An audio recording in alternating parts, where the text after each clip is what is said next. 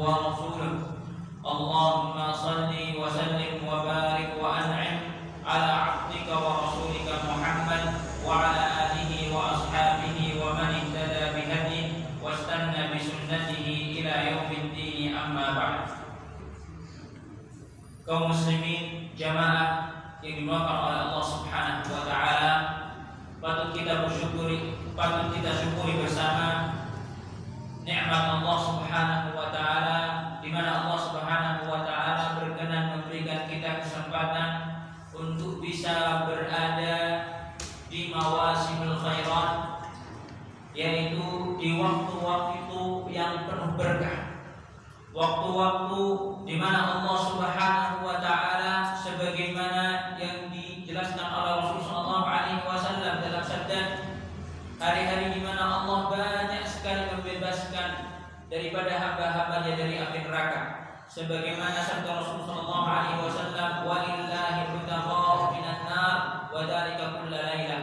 Dan setiap harinya, setiap malamnya Allah Subhanahu wa taala dengan rahmatnya membebaskan para hambanya dari api neraka. Maka ini merupakan kenikmatan yang begitu agung, kenikmatan yang tidak ternilai harganya tatkala kita oleh Allah Subhanahu wa taala diperkenankan untuk berada di syahr Ramadan.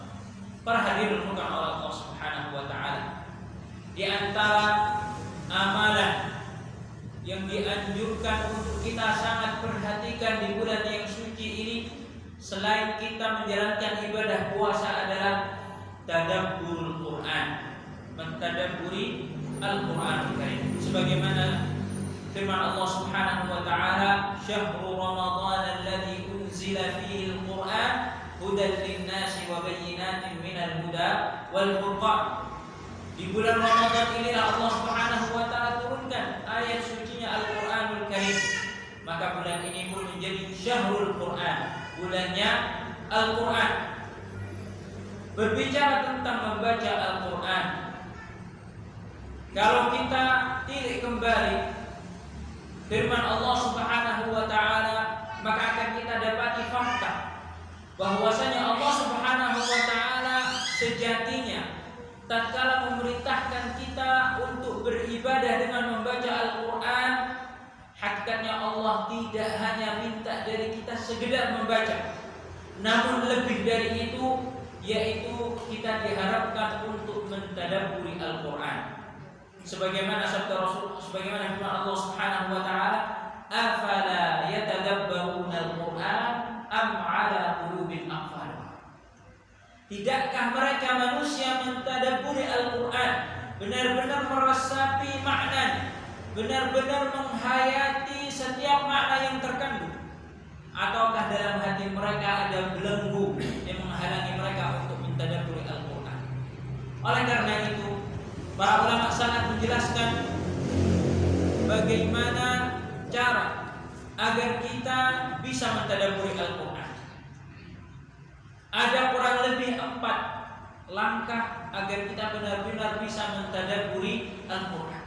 Yang pertama adalah tatkala kita memulai membaca Al-Quran, hendaknya kita bersama mengikhlaskan niat untuk Allah Subhanahu wa taala. Karena ketika seseorang yujahidu nafsahu, bermujahadah terhadap dirinya untuk benar-benar menghadirkan ikhlas, Allah akan mudahkan dirinya untuk bisa memahami Al-Quran. Kemudian yang tidak kalah penting adalah seseorang khusyuk membacanya, tidak tergesa-gesa, tidak tergesa-gesa dalam membacanya, dan mencari waktu di mana dia benar-benar bisa fokus membaca Al-Quran, tidak diganggu oleh hal yang lain.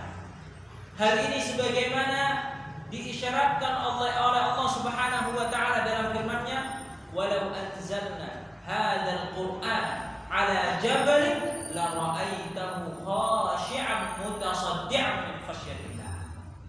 Kata Allah Subhanahu wa taala, kalaulah Al-Quran ini saya turunkan, kami turunkan di atas gunung yang kokoh, niscaya gunung yang kokoh itu akan benar-benar khusyuk menerimanya, khusyuk mentadabburinya. Karena apa? Karena takut dan sebagai bentuk pengagungan kepada Allah Subhanahu wa taala. Oleh karena itu, ayat ini isyarat bahwasanya seorang manusia agar hatinya benar-benar luluh ketika membaca Al-Quran, agar hatinya benar-benar mendapatkan faedah tatkala dia membaca Al-Quran, dia harus khusyuk dalam membaca Al-Quran. Kemudian di antara hal lain yang seyogyanya menjadi perhatian kita bersama agar kita bisa mentadabburi Al-Quran adalah memahami makna setiap ayat suci Al-Quran tersebut. Walillahil hamd, para jamaah yang dirahmati oleh Allah Subhanahu wa taala, kita hidup di masa untuk memahami makna Al-Quran. Seseorang terbantukan dengan adanya Quran terjemah. Memang Quran terjemah bukan segalanya untuk memahami Al-Quran, namun itu adalah bekal yang minim bagi orang-orang yang terkendala untuk bisa belajar bahasa Arab. Ya, maka dia pun menggunakan, hendaknya setiap dari kita yang belum bisa bahasa Arab ya, menggunakan Quran terjemah untuk apa? Benar-benar setiap 1, 2, 3 ayat yang dia baca maknanya, sehingga minimalnya ayat-ayat tentang balasan Allah kepada orang-orang yang bertakwa, ayat-ayat tentang rahmat, ayat-ayat tentang azab, ini saya rasa tidak butuh seseorang itu harus membaca puluhan kitab tafsir untuk benar bisa menghadirkan kekhusyuan, mengambil ibrah dari ayat-ayat rahmat dan adab. Karena ayat-ayat rahmat dan adab ini sangat jelas oleh Allah Subhanahu wa taala jelas. Contohnya di antara ayat-ayat yang berisi tentang adab dan rahmat adalah ayat-ayat surat-surat pendek. Dan surat-surat pendek ini jamaah yang ditonton oleh Allah Subhanahu wa taala setiap hari kita baca. Setiap hari kita ulang. Maka ini menuntut kita untuk benar-benar bersemangat untuk memahami surat-surat pendek tersebut. Oleh karena itu, langkah selanjutnya agar seseorang benar-benar memahami ayat suci Al-Quran adalah dengan berkali-kali mengulanginya. Hal ini sebagaimana dicontohkan oleh Sufyan Ats-Tsauri, seorang ulama salaf terkemuka pada zaman Sufyan Ats-Tsauri. Dikatakan bahwasanya beliau tatkala itu salat malam, dimulai dari selesai salat Isya sampai terbit fajar, beliau terus salat malam tanpa putus. Apa yang beliau baca Bapak Ibu Allah Subhanahu wa taala? Surat Al-Baqarah, Ali Imran.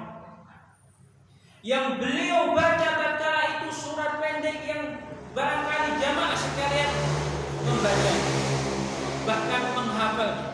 Beliau hanya mengulang-ulang terus Al-Haakumut Takatsur hatta zurtumul maqabir kalla sawfa ta'lamun. Satu ayat itu beliau ulang-ulang berkali-kali pada rakaat beliau yang beliau dirikan di malam tersebut. Lihat bagaimana semangatnya para salaf ingin mendapatkan keberkahan, ingin mendapatkan pemahaman dari ayat yang dia baca. Bahkan selevel ulama terkemuka seperti Sufyan Ats-Tsauri, beliau benar-benar mengulang ayat pendek selama ini kita hafal. Namun sedikit dari kita yang benar-benar menghadirkan hatinya untuk bisa memahami setiap makna yang terkandung dalam surat riwayat yang lain sebagaimana dikisahkan oleh cucunya Abu Bakar As-Siddiq, ponakannya Aisyah radhiyallahu taala anak dari Muhammad ibn Abi Bakar, saya lupa namanya. Beliau mengisahkan tatkala itu beliau datang mengunjungi Sayyidah Aisyah radhiyallahu taala di waktu duha. Maka beliau melihat Aisyah tatkala itu sedang berdiri menjalankan salat duha. Dan tatkala itu ponakannya ini mendengar bibitnya membaca surat At-Tur. Membaca surat At-Tur. Riwayat ini memberikan kita sebuah pelajaran bahwasanya tatkala kita sholat sunnah kita diperkenankan untuk menjaharkan bacaan kita. Ya, jahar dalam artian memperdengarkannya untuk diri kita dan orang-orang sekitar. Ya, Buktinya apa? Buktinya ponakannya di sini bisa mendengar surat apa yang sedang dibaca oleh Sayyidah Aisyah dalam sholat duha. Maka tatkala melihat bibitnya sedang berdiri untuk mendirikan sholat duha, ditinggalkanlah bibitnya, kemudian dia pergi ke pasar untuk memenuhi kebutuhan. Kembali ke rumah Aisyah, Aisyah masih berdiri. Ternyata surat yang dia baca adalah satu ayat dalam surat At-Tur, itu beliau ulang-ulang. Ya, yaitu ayat yang berbunyi qalu inna kunna qablu fi ahlina mushfiqin famanallahu alaina wa waqana adzabas samum. Ya Allah, dahulu kami famanallahu alaina wa waqana adzabas samum, karena rahmat Allah Subhanahu wa taala kita semua ya dibebaskan dari api neraka. Itu diulang-ulang terus oleh Aisyah radhiyallahu taala. Seraya beliau berdoa, ya Allah, qina adzabas samum famunna alaina bi rahmatik. Ya, dan ini salah satu langkah agar kita benar-benar bisa meresapi Al-Qur'an, yaitu apa? Tatkala kita melewati 1-2 ayat tentang rahmat, hendaknya sunnahnya adalah kita meminta rahmat kepada Allah Subhanahu wa taala. Allahumma inni as'aluka min fadlik, Allahumma inni as'aluka rahmatak. Kita minta rahmat Allah. Tatkala kita membaca ayat adab, kita seraya berdoa kepada Allah, ya Allah, lindungilah saya dari api.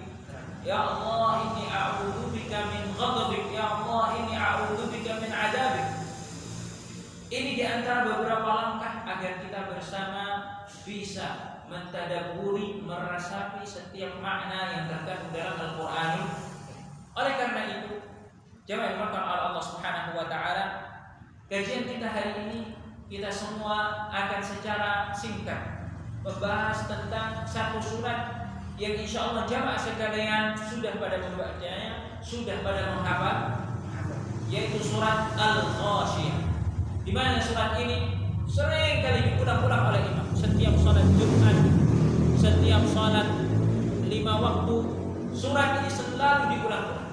Namun sedikit dari kita yang benar-benar mengetahui maknanya, menghayati setiap makna yang terkandung. Oleh karena itu, semoga dengan kajian ini kita semua benar-benar bisa memahami walaupun satu surat.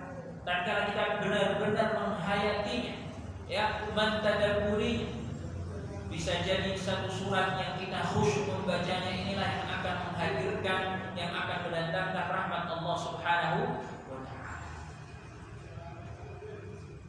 A'udzubillahi minasyaitonir rajim. Allah Subhanahu wa taala berfirman, hal ataka haditsul ghasyiyah. Allah Subhanahu wa taala dalam ayat yang pertama mengajak bicara Rasulnya Muhammad sallallahu alaihi wasallam dengan bentuk pertanyaan, hal ataka haditsul ghasyiyah. Tidakkah telah sampai kepadamu dan kepada umatmu wahai Muhammad sallallahu alaihi wasallam kabar tentang al-ghasyiyah. Al-Ghasyiyah ini ya adalah satu nama dari nama-nama hari kiamat.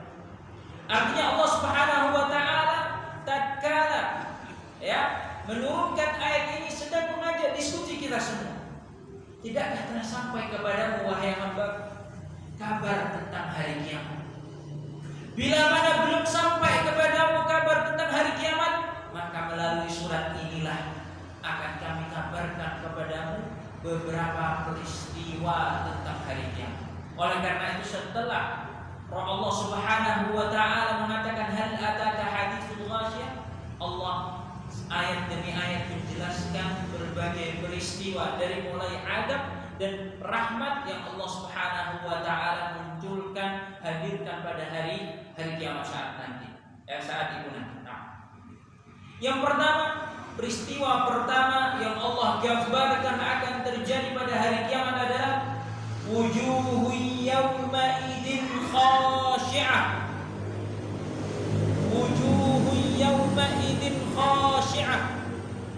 Hari di mana saat itu kalian akan saksikan muka-muka orang-orang yang benar-benar terhinakan. Khasyi'ah di sini diartikan dzalilah, hina. Kenapa bisa hina?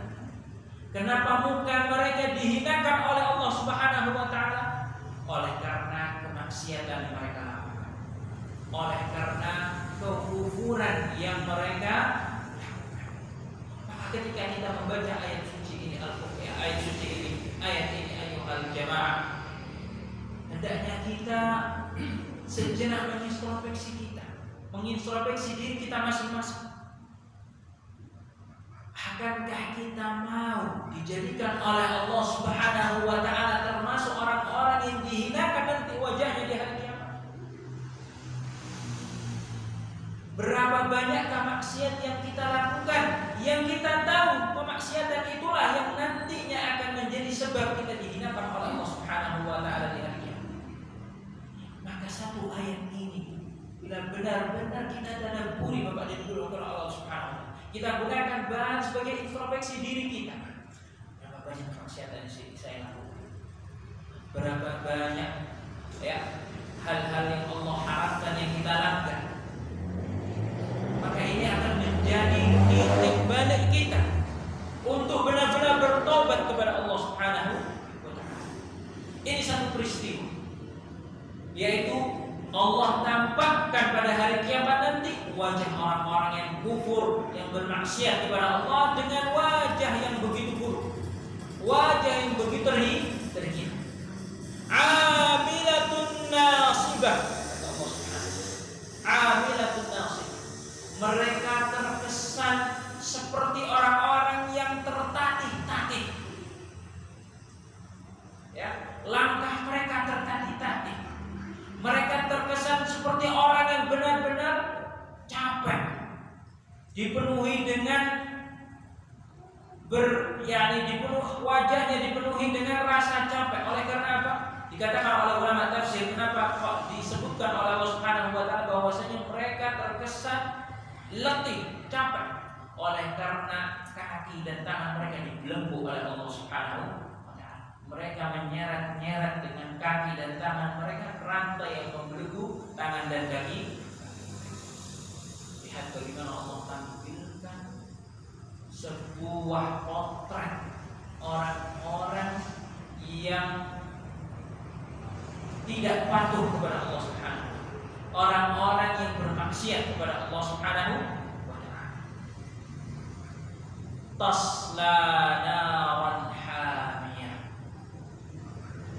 Tidak hanya Allah hinakan wajah mereka, tidak hanya Allah hinakan keadaan mereka, ternyata mereka dengan keadaan yang terhina ini oleh Allah masukkan dengan wajah-wajah mereka tasla naran hamiyah.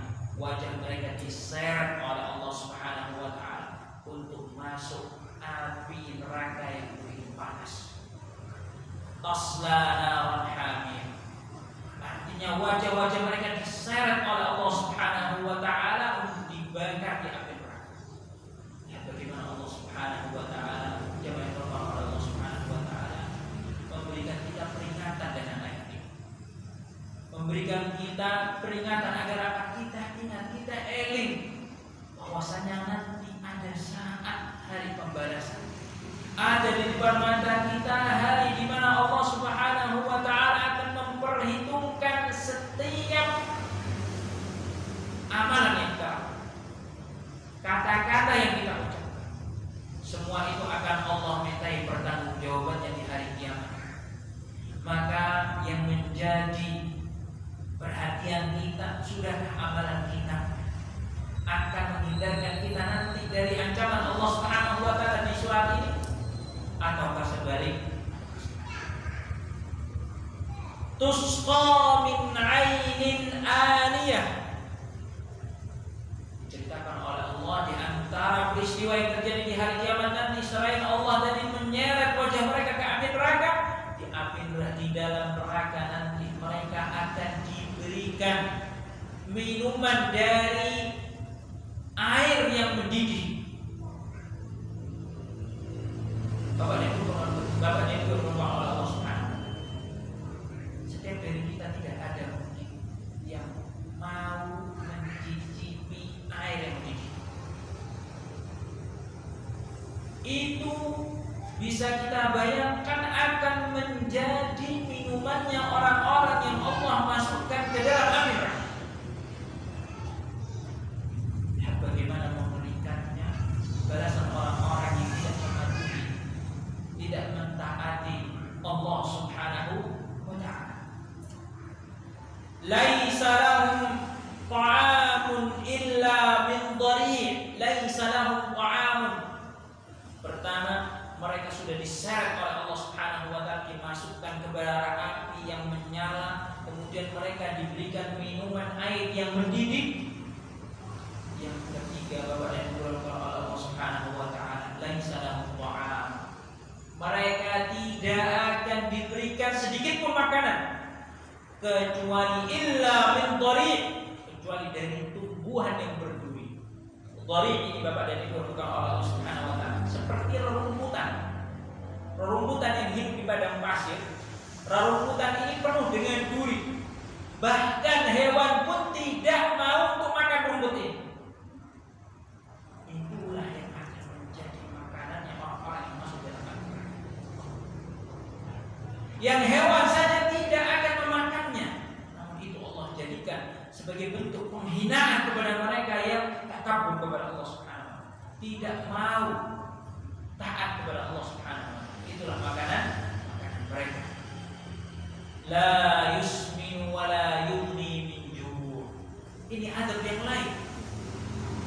Ya, terkadang makanan yang pahit Bapak sekalian yang kita makan itu terkadang minimalnya makanan tersebut akan membuat perut kita kenyang.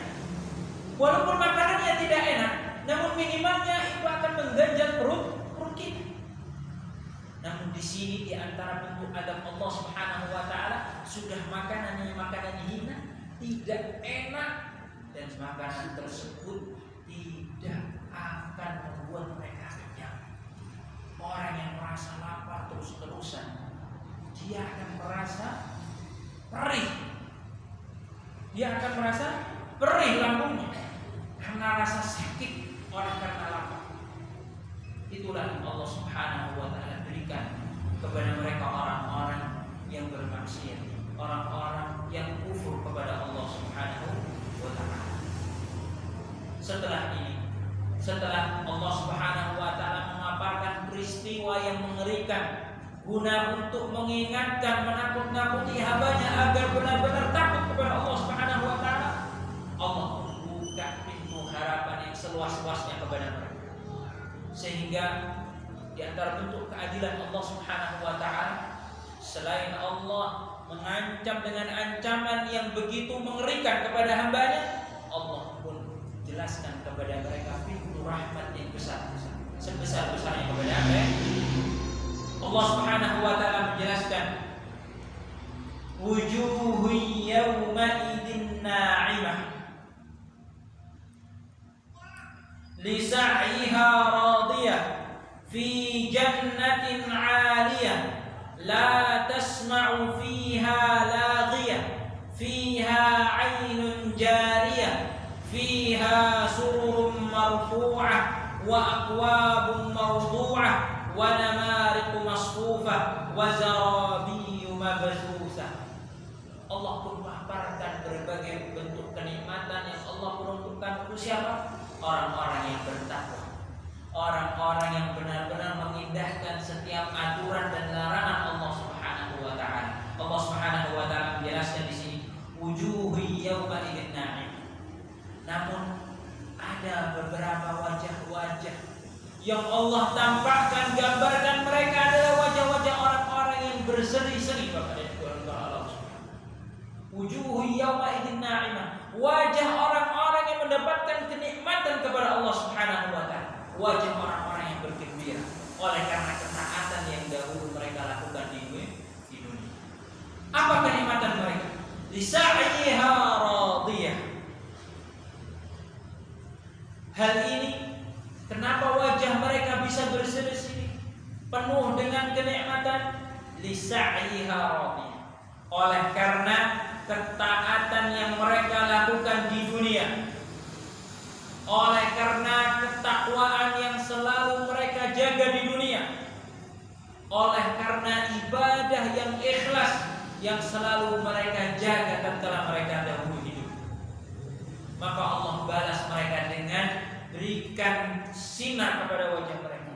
Allah bikin mereka menjadi orang-orang yang berbahagia nanti di akhir. Fi jannatin 'aliyah, mereka Allah masukkan ke surga yang menjulang tinggi. Allah angkat derajat mereka di surga. La tasma'u fiha laghiyah, mereka di surga nanti tidak akan lagi mendengar laghiyah, kata-kata yang kotor, kata-kata yang buruk. Artinya kata-kata mereka bukan kata-kata yang indah, kata-kata yang baik. Lihat, Allah muliakan mereka. Allah jadikan wajah mereka wajah-wajah yang bersinar, wajah-wajah orang yang berbahagia, dan Allah jadikan ucapan-ucapan mereka ucapan-ucapan yang baik. Ya, ucapan tentang rasa syukur mereka kepada Allah Subhanahu wa taala, rasa gembira mereka karena Allah Subhanahu wa taala berikan surga.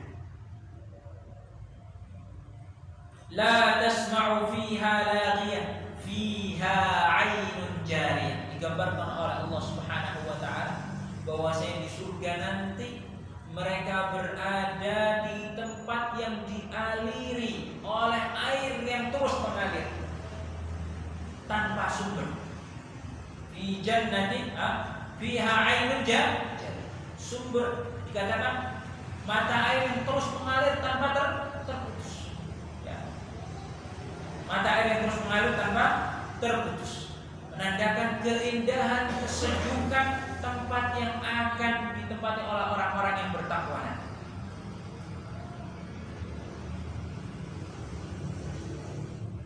Kemudian disebutkan oleh Allah Subhanahu wa taala di sini, fiha sururun marfu'ah. Mereka semua Allah tempatkan di permadani, di kasur-kasur yang tinggi, di permadani-permadani yang mewah. Mereka semua bersantai di atas permadani-permadani dan bayangkan Bapak dan Ibu Allah Subhanahu wa taala, sebuah gambaran yang begitu indah yang Allah gambarkan. Pertama Allah gambarkan melalui apa? Bahwasanya tempat tersebut akan dialiri air. Artinya tempat tersebut bukan tempat yang gersang, namun tempat yang sejuk. Tidak hanya itu, Allah jadikan untuk mereka tempat yang mewah, sehingga mereka semua berada di permadani-permadani yang mewah. Fiha sururun marfu'ah wa akwabun mawdu'ah, dan gelas-gelas yang siap untuk mereka gunakan untuk minum. Antara mereka dan mereka pun minumnya seperti minumnya para raja. Etika minum mereka seperti minumnya para raja. Disampaikan oleh di tafsir ini bahwasanya minumnya orang ahli surga adalah mereka semua nanti akan dilayani oleh ghilman, anak-anak kecil yang akan mengitari mereka, yang benar-benar menservis mereka. Apa yang mereka inginkan akan mereka berikan. Bagaimana Allah Subhanahu wa taala benar-benar memuliakan orang-orang yang bertakwa.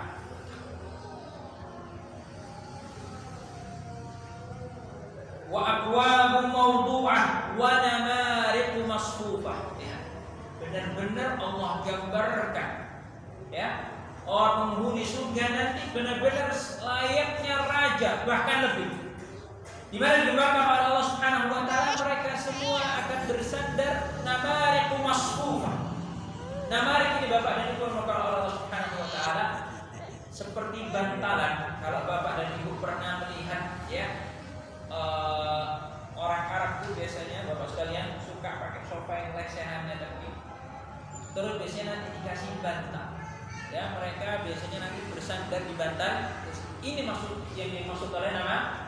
Artinya mereka pun bersandar di bantal-bantal yang masmuf, yang benar-benar tertata rapi, yang ada di permadani mereka. Wa zarabiyyu mabsusah, dan mereka berada di atas karpet-karpet yang mewah. Dan Bapak dan Ibu Allah Subhanahu wa taala, ini benar-benar Allah gambarkan bahwasanya orang-orang penghuni surga adalah orang-orang yang mulia, yang penuh dengan kenikmatan. Ini hanya secuplik dari kenikmatan yang Allah gambarkan kepada kita untuk orang-orang yang nantinya dimasukkan oleh Allah Subhanahu wa taala ke dalam surga. Ayat ini Bapak dan Ibu Allah Subhanahu wa taala, kalau benar-benar kita resapi maknanya, maka akan membuat kita takut sekaligus penuh harap akan rahmat Allah Subhanahu wa taala. Dan itu yang harus ada pada diri seorang mukmin. Rasa takut dia kepada Allah Subhanahu wa taala dan rasa harap dia akan rahmat Allah Subhanahu wa taala. Baru setelah itu Allah Subhanahu wa taala mengajak kita semua untuk benar-benar melihat kekuasaan keesaan Allah Subhanahu wa taala. Agar apa dan Bapak dan Ibu Allah Subhanahu wa taala? Kenapa setelah ayat ini Allah mengajak kita untuk melihat bagaimana agungnya ciptaan Allah Subhanahu wa taala, agar tumbuh dalam diri kita rasa mahabbah, rasa cinta, rasa takjub kita akan Allah, ya. Rasa takjub dan rasa cinta kita kepada Allah Subhanahu wa taala oleh karena ciptaannya yang begitu indah, oleh karena ciptaannya yang begitu agung. Maka Allah Subhanahu wa taala mengajak diskusi kita seraya mengatakan, afala yanzuruna ilal ibli kaifa khuliqat. Lihat Bapak sekalian, Allah tidak memberikan jawaban, namun memancing kita. Afala yanzuruna, tidakkah kalian melihat kepada apa? Satu hewan yang begitu menakjubkan, yaitu apa? Onta. Afala yanzuruna ilal ibli kaifa khuliqat. Tidakkah mereka melihat bagaimana Allah menciptakan onta? Artinya kita sendiri disuruh oleh Allah, diperintahkan oleh Allah Subhanahu wa taala untuk mencari tahu tentang onta. Onta ini Bapak dan Ibu dimakan oleh Allah Subhanahu wa taala benar-benar menakjubkan. Satu-satunya hewan yang bisa hidup di padang pasir. Ya. Satu-satunya hewan yang memiliki sifat dendam. Ya, onta itu dikatakan memiliki sifat dendam. Ya, ketika dia merasa disakiti oleh pemiliknya, suatu ketika dia itu akan membalas. Dan bagaimana hewan ini Allah Subhanahu wa taala jadikan hewan yang benar-benar menakjub. Oleh karena itu Allah Subhanahu wa taala memerintahkan kita untuk benar-benar mentadabburi, mencari tahu tentang keajaiban yang Allah Subhanahu wa taala taruh pada penciptaannya, yaitu apa? Onta.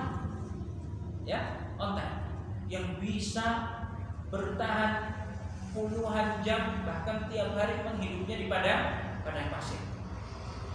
Ya, hanya memakan sekedar dedaunan yang ada di padang pasir dia bisa hidup. Bagaimana Allah Subhanahu wa taala menjadikan dalam diri onta ini punuk yang itu isinya cadangan air untuk dia minum setiap hari. Intinya Allah Subhanahu wa taala menaruh sebuah keajaiban penciptaan pada apa? Pada onta. Maka kita pun disuruh mentadabburi. Ya. Kenapa? Dengan kita mentadabburi, mencari tahu tentang keagungan Allah dalam penciptaan Al-Quran pada penciptaan onta ini, kita akan sadar akan agungnya, besarnya Allah Subhanahu wa taala, dan ini akan mendorong kita untuk semakin cinta kepada Allah Subhanahu wa taala. Kemudian Allah Subhanahu wa taala mengatakan, wa ilas samaa'i kaifa rufi'at. Kita disuruh melihat, mentadabburi bagaimana langit-langit yang ada berlapis-lapis di atas kita ini berdiri dengan kokohnya tanpa tiang. Maka ini sebuah keajaiban yang manusia manapun tidak akan ada yang bisa melakukan. Sekarang Bapak sekalian, ada tidak arsitektur yang bisa melihat membangun sebuah lantai tanpa tiang. Ada arsitektur manapun sekarang yang paling pintar yang membangun Burj Khalifa, ya, menara tinggi yang ada di Emirat Dubai itu semua pakai tiang. Setinggi itu pakai tiang. Itu oleh manusia sudah dikatakan sebagai sebuah prestasi arsitektur yang begitu tinggi. Karena tingginya Burj Khalifa yang sangat istilahnya di luar nalar manusia, tinggi sekali. Itu pakai tiang. Ternyata Allah Subhanahu wa taala selama ini menampakkan kepada kita keagungan yang tidak ada tandingannya. Di mana Allah membangun di atas kita bangunan yang ada di atas langit ini, malaikat-malaikat Allah Subhanahu wa taala yang tidak ada yang tahu jumlah mereka saking banyaknya kecuali Allah Subhanahu wa taala. Itu Allah bangun tanpa tiang. Oleh karena itu Allah Subhanahu wa taala melalui ayat ini mengajak kita lihat. Kalau sekarang manusia takjub dengan ciptaan manusia, Burj Khalifa yang tinggi sekali, maka kita disuruh afala yanzuruna ila as-samaa wa ila as-samaa'i kaifa rufi'at. Bagaimana Allah mengangkat langit tanpa tiang. Maka kalau kita takjub dengan Burj Khalifa yang tinggi seperti itu, harusnya kita lebih takjub lagi dengan apa? Penciptaan Allah Subhanahu wa taala. Baik, Bapak dan Ibu kepada Allah Subhanahu wa taala. Mungkin kajian kali ini kita cukupkan sampai ayat ini, afala yanzuruna wa ila samaa'i kaifa rufi'at. Barangkali di lain waktu bisa kita lanjutkan kembali terkait tafsir ayat suci Al-Qur'anul Karim dari surat Al-Ghasyiyah ini pada kesempatan yang akan datang. Kurang lebihnya kami mohon maaf. Semoga apa yang kita paparkan pada kajian kali ini dapat menjadi semangat kita untuk benar-benar mentadabburi Al-Qur'an, untuk benar-benar beribadah kepada Allah Subhanahu wa taala. Karena kita semua ingin masa depan akhirat yang cemerlang, masa depan akhirat yang dipenuhi dengan maka kuncinya adalah kesempatan emas yang Allah berikan saat ini, yaitu apa? Bulan Ramadan, di mana Allah Subhanahu wa taala futihat abwabul jannah wa ghulqat abwabun nar. Allah bukakan pintu surga selebar-lebarnya, Allah tutup serapat-rapatnya neraka. Maka ini adalah mawasimul khairat, waktu-waktu yang berkah, waktu-waktu kebaikan. Maka seyogyanya kita semua manfaatkan untuk semaksimal mungkin semata-mata mendekatkan diri kita kepada Allah Subhanahu wa taala. Aku qouli hada subhanallahumma wa bihamdika asyhadu an la ilaha illa anta astaghfiruka wa atubu ilaik. Wassalam.